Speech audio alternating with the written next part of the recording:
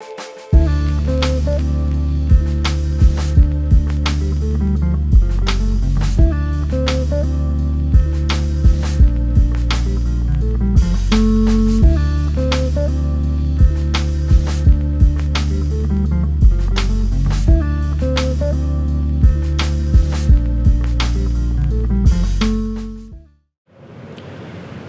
Peter Jones, editor at County Deer Stalking. It's June, and this month we're stalking in the Surrey Hills. We take a look at the reasons behind June being a traditionally quiet month, and we also talk ballistics.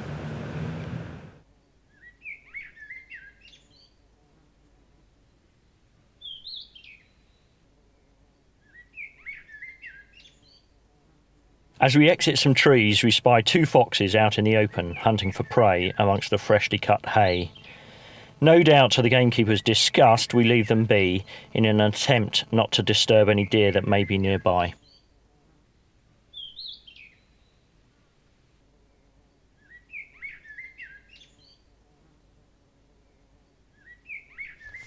With 4 out of 6 of the UK deer species being out of season this month, it is roebuck to which we return our attention. That said, having already established their territories, the roe are inactive during June, as the bucks seek to gain weight ready for the rut toward the end of July.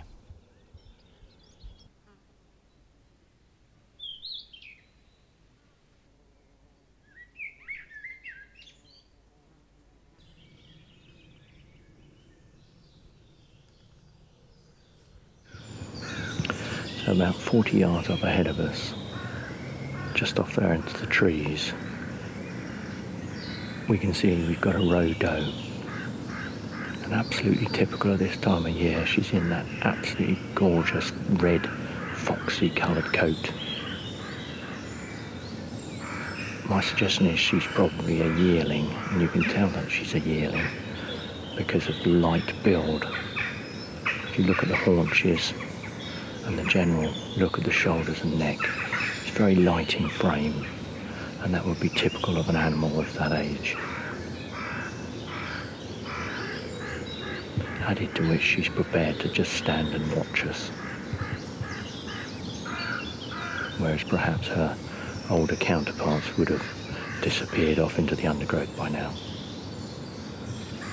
We'll just keep an eye on her for a little bit longer, just in case there's an accompanying buck knocking around.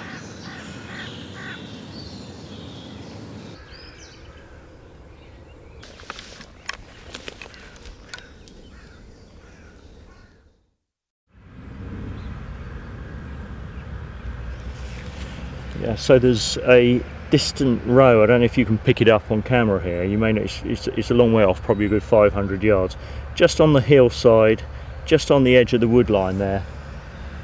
Now our only option here is to stalk up. We'll come up behind that tree out of sight, and we'll see when we get a little bit closer whether we've got a doe or a buck.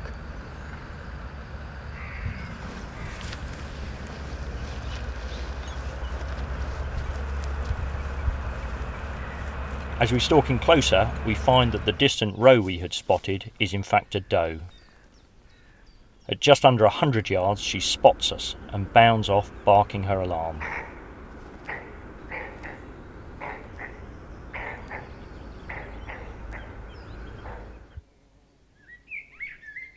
June can be a quiet month for deer stalking, and this morning has been no exception. Instead, we take the opportunity and use our location in order to turn our attention to ballistics.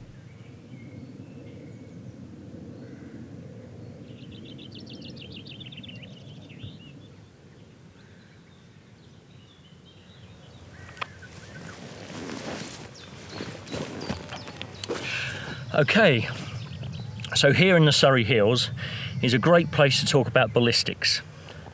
Specifically the trajectory of a bullet when engaging a target over a sharp decline or incline. The thing to remember here is that a bullet in such situations has a much flatter trajectory than when fired over a horizontal plane. Now, for deer stalkers engaging fairly large animals with a typical heart-lung shot, maybe 100 yards or so, the required compensation is pretty insignificant. maybe no more than an inch or two. The problem comes when taking on a target at a much more extended distance. Now, whilst there are exact formulas for calculating bullet drop, in these circumstances we don't, of course, always have a calculator to hand. My advice, therefore, is remember this. Bullet drop over both incline and decline terrain is less than that over a horizontal plane, and that is the important thing to remember. So, if we take this 308 as an example, I know that with a 150 grain bullet and a 100-yard zero, the bullet will drop 15 inches at 300 yards when fired over flat ground. If, however, I were shooting on a steep hillside, that bullet drop would be substantially less and the trajectory of my bullet much flatter. So with all that said, I'd urge you, keep it simple and stick within your limits. If it's too rangy a shot, we'll stalk in closer, or alternatively, just simply let the animal be. Putting these principles into practice, we take aim at a 200-yard target. With our rifle zeroed at 100 yards, one would expect a drop at 200 of around 4 inches when fired over flat ground. However, with the substantial downward gradient, we instead aim bang on.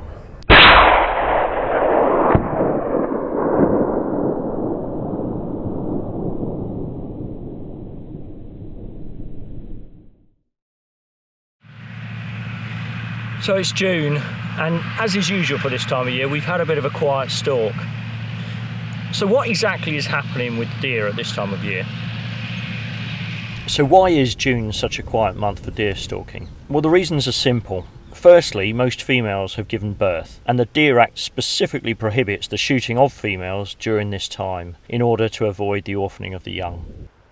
Secondly, the bucks and stags of most species, save the roebuck, are regrowing their antlers over the summer, having shed them in April and May. For this reason, they are also protected, because shooting a beast while still in velvet would, of course, be to shoot an animal of unknown promise.